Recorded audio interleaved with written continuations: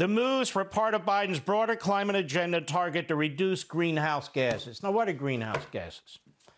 Are greenhouse gases poison? It sounds so ominous. No, greenhouse gases are in the atmosphere. You ever drive by one of these sort of glass buildings and they create a greenhouse gas environment so they can grow plants during the winter or during a harsh season? Those are greenhouses, right? That's greenhouse gas. Almost no pollution when you really think about it as a result of carbon dioxide. And what else? Without carbon dioxide, we die. Carbon dioxide is not a pollutant. It's not a pollutant. What is it?